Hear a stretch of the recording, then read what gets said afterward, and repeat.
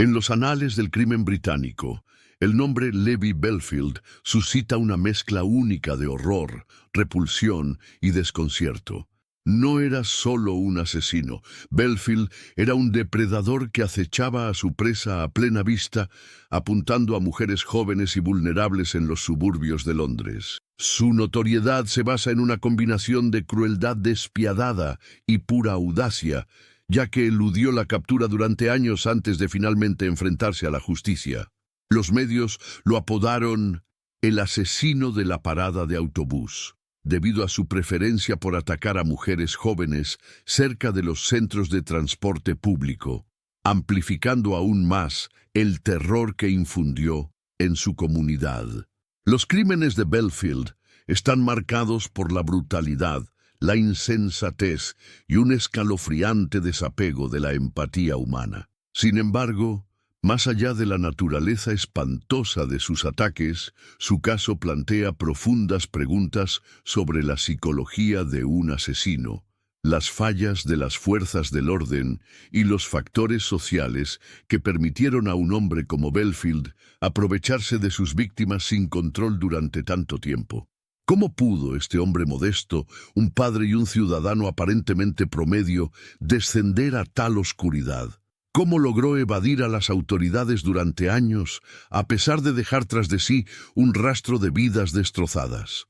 Comprender a Levi Bellfield es profundizar en la mente de un hombre cuya capacidad de violencia parecía ilimitada. Un hombre cuyos crímenes se convertirían en pesadillas. Este documental busca descubrir los detalles de la vida de Bellfield, sus asesinatos, la investigación que condujo a su eventual arresto y los efectos persistentes de sus crímenes tanto en las familias de sus víctimas como en la sociedad en su conjunto. Levi Bellfield nació el 17 de mayo de 1968 en Ilworth, oeste de Londres.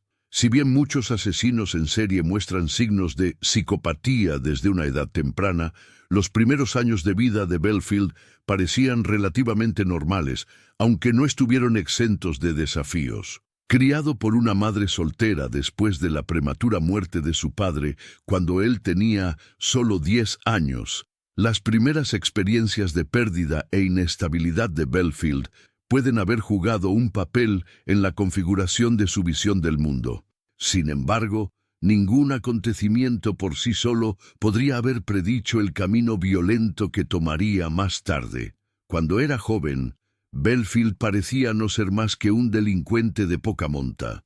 Se dedicaba a pequeños robos y las autoridades locales lo conocían por delitos menores, pero ninguna de estas primeras transgresiones hacía alusión al monstruo en el que se convertiría más tarde. Bellfield era carismático y manipulador, rasgos que le permitían ocultar sus impulsos más oscuros. Las mujeres a menudo se sentían atraídas hacia él, sin darse cuenta del peligro que acechaba. A pesar de la falta de educación formal, Bellfield era inteligente en la calle y, cuando llegó a la edad adulta, había construido un pequeño imperio en la industria de estacionamientos y clubes nocturnos. En la superficie, parecía estar prosperando, pero detrás de la fachada del éxito, su vida personal estaba fuera de control. Bellfield era un padre y socio controlador y abusivo. Sus relaciones se vieron empañadas por la violencia doméstica y sus hijos fueron testigos de su temperamento violento e impredecible. Para quienes lo conocieron, el comportamiento de Bellfield en privado era cada vez más errático. Las relaciones abusivas, las tendencias controladoras y la ira latente eran señales de advertencia de un hombre al límite. Pero pocos podrían haber predicho hasta qué punto caería o cuán mortal sería su descenso. El reinado de terror de Levi Bellfield comenzó oficialmente el 21 de marzo de 2002, cuando Amanda Jane Millie Dowler, de 13 años, desapareció cuando regresaba a casa desde la escuela en Walton-on-Thames, Surrey. Millie fue vista por última vez cerca de una estación de tren, a poca distancia de su casa. Su desaparición conmocionó a la comunidad local y provocó una de las búsquedas de personas desaparecidas más grandes en la historia británica. Durante 6 agonizantes meses, su familia se aferró a la esperanza de encontrar a Millie con vida. Sin embargo, esa esperanza se hizo añicos cuando, en septiembre de 2002, se descubrieron sus restos esqueléticos en una zona boscosa apartada de Hampshire. La investigación sobre su muerte se prolongaría durante años sin pistas significativas.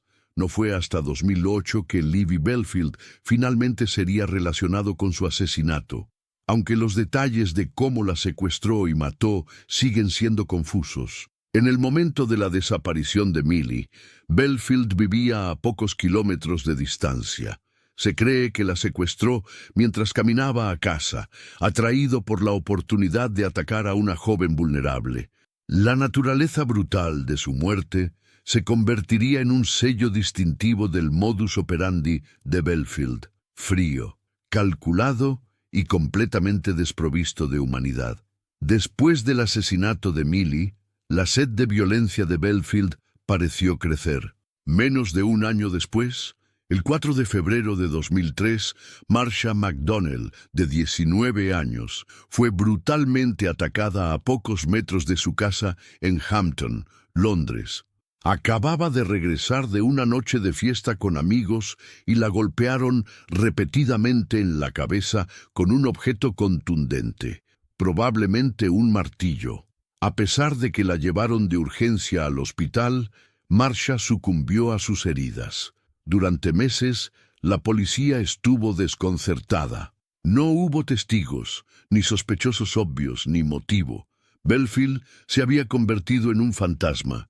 Atacaba rápida y brutalmente y luego desaparecía en la noche. Poco más de un año después, el 19 de agosto de 2004, la estudiante francesa Amélie Delagrange, de 22 años, corrió una suerte similar. Había perdido el autobús y caminaba a casa por Twickenham Green cuando Belfield le tendió una emboscada. Al igual que Marsha, a Amélie la golpearon en la cabeza con un objeto contundente y la dejaron morir. Su cuerpo sin vida fue encontrado por un transeúnte en las primeras horas de la mañana. Lo que hizo que Belfield fuera especialmente aterrador fue la aleatoriedad de sus ataques. No hubo patrones claros en términos de selección de víctimas, más allá del hecho de que eran jóvenes, rubias y mujeres. A menudo atacaba a mujeres cerca de paradas de autobús o estaciones de tren, golpeándolas cuando eran más vulnerables. Sus ataques fueron oportunistas y se cree que puede haber más víctimas que nunca denunciaron, ya sea porque sobrevivieron al ataque o porque sus casos nunca estuvieron vinculados con él. Además de los asesinatos confirmados, se sospecha que Belfield atacó a varias otras mujeres, incluida Kate Sheedy, de 18 años, quien sobrevivió milagrosamente a un brutal asalto en mayo de 2004. Mientras Kate caminaba hacia su casa, Belfield la atropelló deliberadamente con su auto, dando marcha atrás sobre su cuerpo para asegurar el máximo daño. Increíblemente, Kate sobrevivió, aunque sufrió heridas que le cambiaron la vida. Más tarde, su testimonio sería crucial para llevar a Belfield ante la justicia. La capacidad de Libby Belfield para evadir la detección durante tanto tiempo se debió a una combinación de factores: la aleatoriedad de sus ataques, la aparente falta de motivo y el hecho de que se ocultaba a plena vista como un hombre aparentemente corriente. Era un depredador que prosperaba mimetizándose con su entorno, manteniendo una vida aparentemente normal mientras ocultaba sus impulsos violentos. Esta capacidad de llevar una existencia dual significó que pasaran años antes de que la policía pudiera comenzar a armar el horrible rompecabezas que dejó atrás.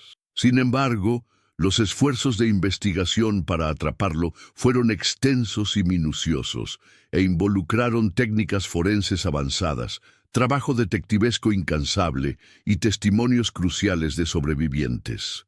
Cuando Millie Dowler desapareció en marzo de 2002, la policía de Surrey lanzó inmediatamente una operación de búsqueda a gran escala. Su caso atrajo una enorme atención de los medios de comunicación, y su rostro apareció en los periódicos y transmisiones de televisión de todo el país. Las circunstancias que rodearon su desaparición, una colegiala de 13 años que desapareció a plena luz del día, generaron una protesta pública. La policía estaba desesperada por encontrarla con vida, y la familia Dowler vivía en constante tormento, esperando que regresara sana y salva. Durante meses, los investigadores recorrieron el área donde Millie fue vista por última vez, sondeando a los testigos y buscando pistas que pudieran conducirlos hasta ella. Sin embargo, Levi Bellfield logró mantenerse fuera de su radar. En ese momento, vivía a poca distancia en auto de donde secuestraron a Millie, pero había poco que lo conectara con el crimen. La aleatoriedad del ataque significó que la policía no tenía sospechosos inmediatos. El historial de violencia y abuso doméstico de Bellfield no fue suficiente para señalarlo durante las etapas iniciales de la investigación. Además, se perdieron oportunidades de vincular a Bellfield con el secuestro. La policía estaba consciente de sus tendencias violentas, pero sus delitos estaban relacionados principalmente con la violencia doméstica, que aún no había llegado a los ataques públicos por los que más tarde se haría famoso. Sin pruebas directas que lo vincularan con el caso de Millie, Bellfield siguió siendo un hombre libre, envalentonado por su capacidad para pasar desapercibido. El descubrimiento del cuerpo de Millie en septiembre de 2002, 6 meses después de su desaparición, hizo poco para reducir la lista de sospechosos. Sus restos fueron encontrados en una zona boscosa aislada en Yateley Heath, a más de 20 millas de donde fue vista por última vez. La avanzada descomposición de su cuerpo dificultó a los investigadores determinar la causa exacta de la muerte y, como resultado, se perdieron pruebas forenses críticas. La investigación se estancó y Bellfield permaneció prófugo. El asesinato de Marsha McDonnell, de 19 años, en febrero de 2003, marcó una escalofriante escalada en la ola de asesinatos de Bellfield. A diferencia de Millie, que había sido secuestrada, Marsha fue atacada cerca de su casa después de regresar de una noche de fiesta con amigos. Fue brutalmente golpeada en la cabeza con un objeto contundente, probablemente un martillo, en un asalto frenético que la dejó con heridas mortales. La aleatoriedad del ataque hizo difícil para los investigadores establecer conexiones inmediatas con el caso de Millie Dowler. Para la policía metropolitana, el asesinato de Marsha planteó un nuevo desafío alarmante. Su caso carecía por completo de motivo, ni robo, ni agresión sexual, ni conexión personal con el asesino. La aleatoriedad de su asesinato sugirió la obra de un depredador sádico y oportunista. Los investigadores se quedaron con pocas pruebas forenses y, a pesar de sus mejores esfuerzos por localizar a los testigos, nadie había visto cómo se desarrollaba el ataque. Había una creciente preocupación de que el asesino de Marsha pudiera atacar de nuevo, pero no había forma de predecir cuándo ni dónde. Bellfield, una vez más, pasó desapercibido. Vivía a pocos kilómetros de la escena del asesinato de Marsha, pero logró evitar sospechas. Su capacidad para integrarse en la vida suburbana, operando como portero de un club nocturno y bloqueador de automóviles, lo ayudó a permanecer invisible para las autoridades. Luego, en agosto de 2004, Bellfield volvió a matar. Esta vez, su víctima fue Amélie Delagrange, de 22 años, una estudiante de intercambio francesa que estudia en Londres. Al igual que Marsha, Amélie fue atacada al azar mientras caminaba hacia su casa cerca de Twickenham Green. Las brutales similitudes entre los asesinatos de Amélie y Marsha Ambas víctimas fueron golpeadas con un objeto contundente cerca de las paradas de autobús. No pasaron desapercibidas para los detectives. Finalmente, comenzaron a sospechar que un asesino en serie tenía como objetivo a mujeres en el suroeste de Londres. El asesinato de Amélie de Lagrange fue el catalizador que intensificó la investigación y colocó a Levi Bellfield como principal sospechoso. Si bien la policía había luchado por reunir pruebas suficientes en los casos anteriores, la creciente sospecha de que un asesino en serie atacaba a mujeres cerca de los centros de transporte público les dio una nueva vía de investigación. La decisión de revisar las imágenes de CCTV en el área de Twickenham y sus alrededores conduciría en última instancia al avance que tan desesperadamente necesitaban. CCTV jugó un papel fundamental en la búsqueda de Bellfield. Los detectives que revisaron las imágenes de la noche del asesinato de Amélie descubrieron imágenes de una camioneta blanca en el área donde se encontró su cuerpo. El mismo vehículo también fue visto cerca del lugar del asesinato de Marsha McDonnell, y su aparición en ambos lugares no podía ser una coincidencia. La camioneta se convirtió en una pista crítica para los investigadores, lo que los llevó a centrarse en personas que poseían o operaban vehículos similares. Una investigación adicional reveló que Bellfield era dueño de una camioneta Ford Courier blanca, que coincidía con la descripción del vehículo visto en CCTV. Además, había estado cerca de los asesinatos de Marsha y Amélie, lo que lo situó en las escenas de los crímenes. Los detectives comenzaron a construir un perfil de Bellfield, ahondando en su historia personal y descubriendo un patrón inquietante de comportamiento violento, particularmente hacia las mujeres. Las tendencias violentas de Bellfield y el hecho de que vivía cerca de los lugares de varios de los ataques lo convirtieron en el principal sospechoso. Los detectives entrevistaron a decenas de testigos, incluidas exnovias y conocidos, que lo describieron como controlador, abusivo y propenso a estallidos violentos. Esta información, combinada con la evidencia de CCTV, apuntaba directamente a Bellfield como el asesino. Uno de los factores clave para asegurar la condena de Bellfield fue el testimonio de Kate Sheedy, una estudiante de 18 años, que había sobrevivido a un horrible ataque de su parte. El 28 de mayo de 2004, Kate caminaba a casa después de una noche de fiesta con amigos cuando notó que una camioneta la seguía. Mientras cruzaba la calle para evitar el vehículo, Bellfield deliberadamente se desvió y la atropelló, dando marcha atrás a la camioneta sobre su cuerpo para asegurar el máximo daño. Sorprendentemente, Kate sobrevivió al ataque, aunque sufrió heridas que pusieron en peligro su vida, incluido un pulmón perforado y costillas rotas. La supervivencia de Kate resultaría crucial para la investigación. Después de meses de recuperación, valientemente se adelantó para dar un relato detallado del ataque, describiendo la camioneta blanca que la había seguido y al hombre que la conducía. Su descripción del vehículo coincidía con la furgoneta vinculada a los asesinatos de Amélie y Marsha, lo que proporcionó a los detectives una prueba vital. El testimonio de Kate también ofreció una idea de la naturaleza brutal de Bellfield, su disposición a utilizar su camioneta como arma para derribar a sus víctimas. El método de ataque de Bellfield, usar un vehículo para emboscar y dominar a sus víctimas, encajaba con el perfil que los detectives habían estado construyendo. El relato de Kate, combinado con el creciente conjunto de pruebas que vinculan a Bellfield con las escenas del crimen, dio a los investigadores la confianza para seguir adelante con su caso. El 22 de noviembre de 2004, Levi Bellfield fue arrestado en su casa de West Drayton, Londres. La redada fue la culminación de meses de arduo trabajo detectivesco, y aunque Bellfield inicialmente negó cualquier participación en los asesinatos, las pruebas en su contra iban aumentando. La policía registró su casa y sus vehículos y reunió pruebas forenses que luego resultarían fundamentales para su condena. El arresto de Belfield conmocionó a la comunidad.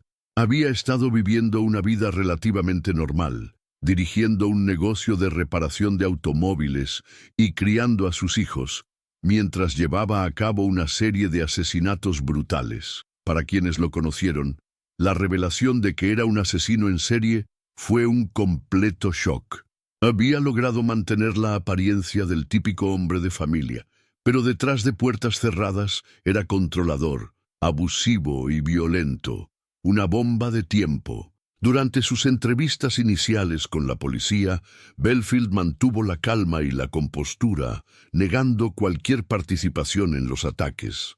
Sin embargo, su comportamiento comenzó a desmoronarse cuando los detectives le presentaron la abrumadora evidencia que lo vinculaba con los asesinatos. Las imágenes de las cámaras de seguridad, las pruebas forenses y los testimonios de los testigos pintaron una imagen clara de un hombre que había estado atacando y matando metódicamente a mujeres durante años. La investigación sobre Libby Belfield fue una clase magistral sobre el trabajo detectivesco moderno, y los avances en tecnología forense y vigilancia desempeñaron un papel clave en su eventual captura.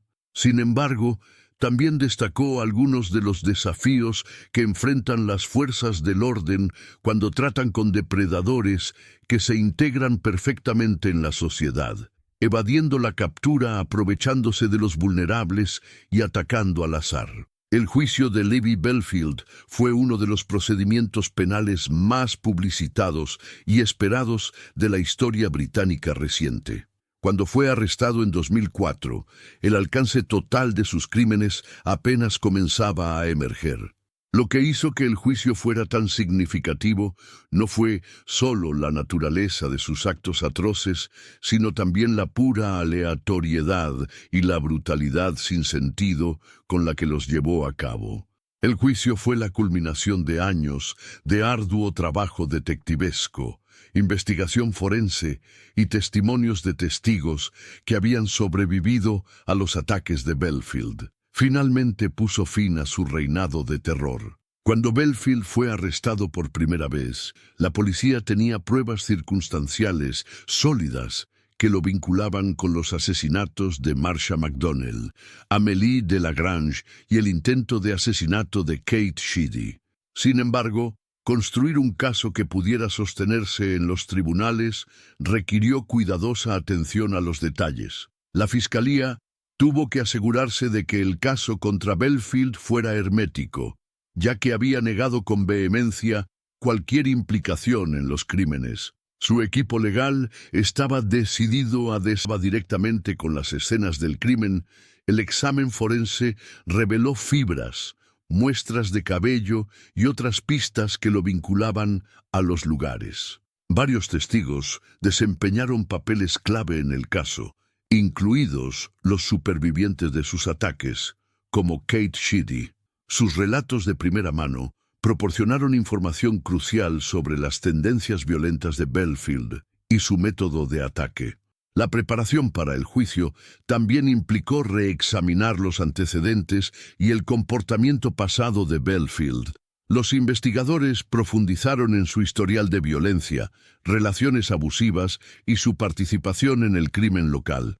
Los testimonios de exparejas y conocidos describieron la imagen de un hombre controlador, impredecible y, a menudo, abusivo, especialmente hacia las mujeres.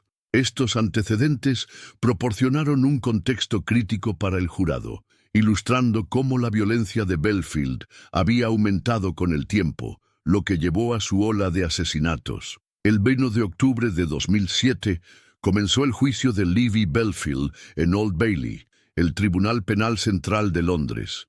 El ambiente que rodeó el juicio estuvo cargado de emoción. Las familias de las víctimas asistieron al proceso con la esperanza de que se hiciera justicia después de años de angustia, mientras los medios de comunicación mantenían al público informado de cada acontecimiento. La notoriedad de Belfield como el asesino de la parada de autobús, se apoderó de la nación y el juicio atrajo un intenso escrutinio público. La acusación estuvo dirigida por Brian Altman Kusse, un abogado de gran experiencia, que presentó el caso con meticuloso detalle.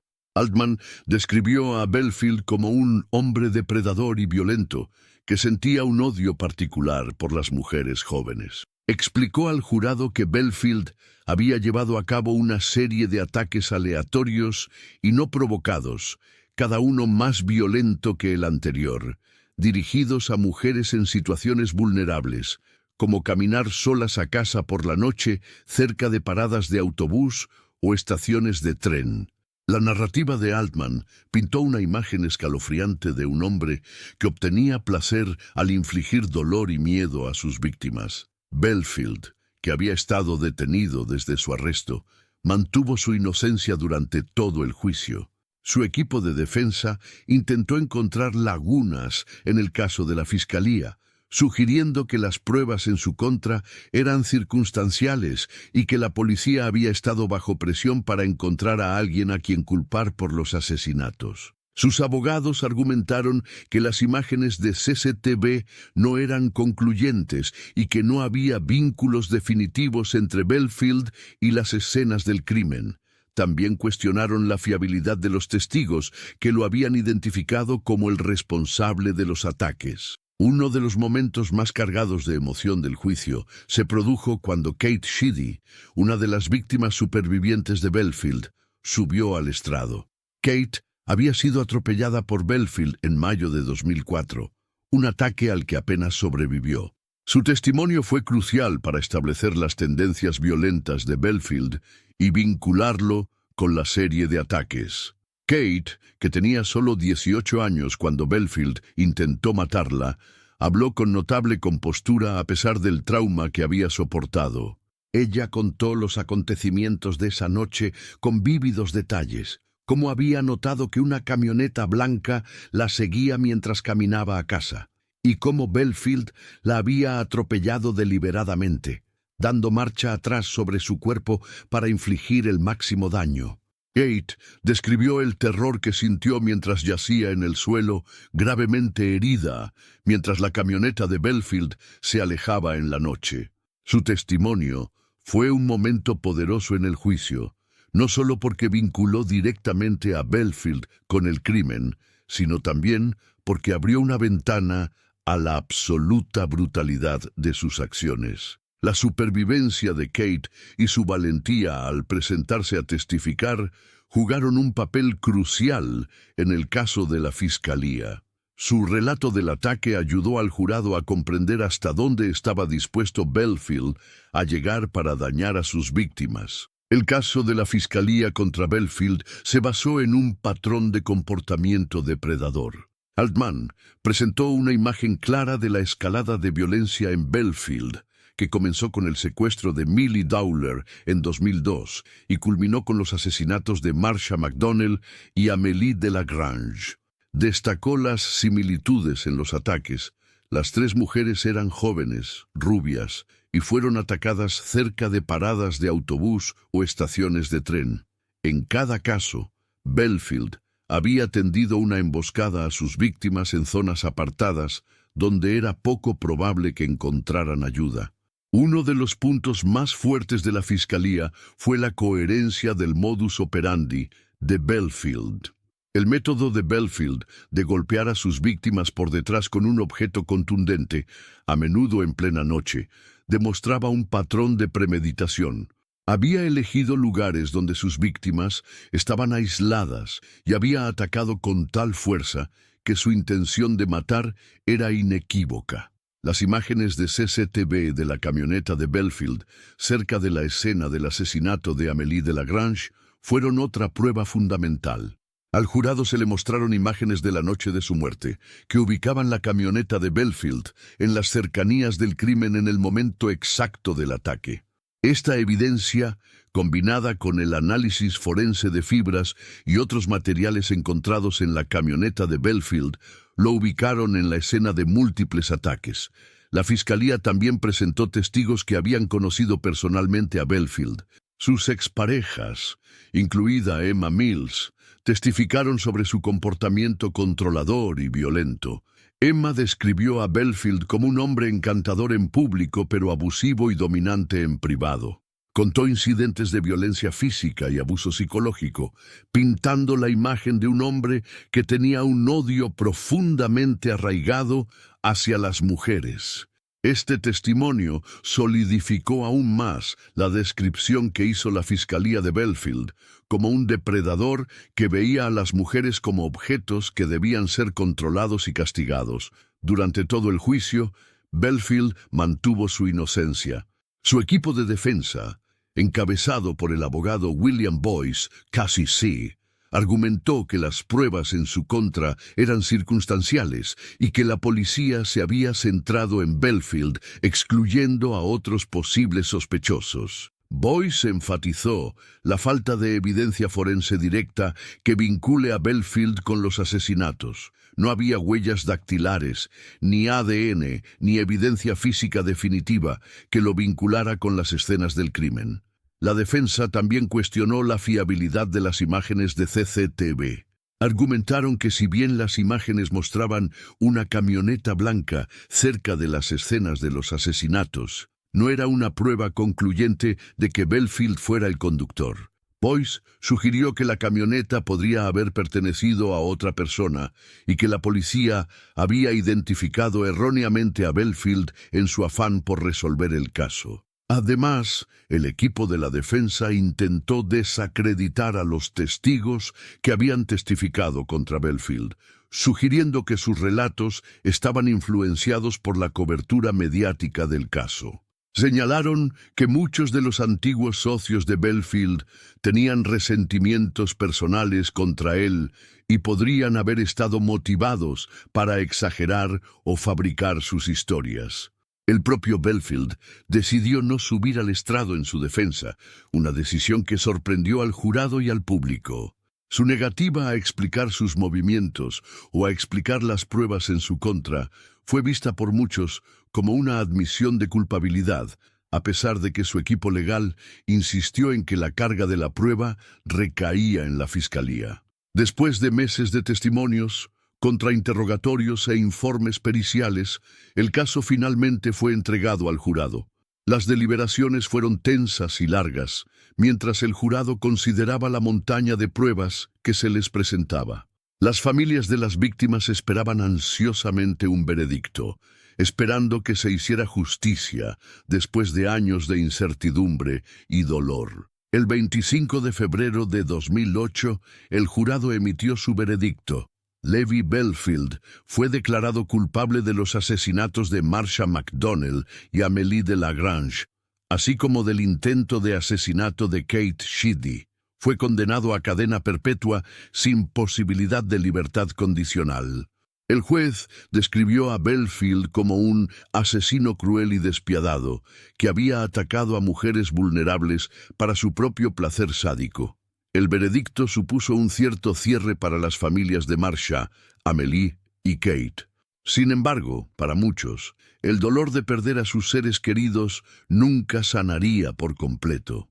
La condena de Belfield marcó el fin de su reinado de terror, pero las cicatrices que dejó en las familias de sus víctimas y en la comunidad en general perdurarían en los años venideros. Incluso después de su condena, el nombre de Belfield siguió dominando los titulares. En 2011, finalmente fue acusado del asesinato de Millie Dowler, casi una década después de su muerte. El juicio atrajo una renovada atención al caso y al monstruoso comportamiento de Belfield. Durante el juicio no mostró ningún remordimiento y se negó a declarar o explicar sus acciones. Una vez más, el tribunal lo declaró culpable y recibió una segunda cadena perpetua.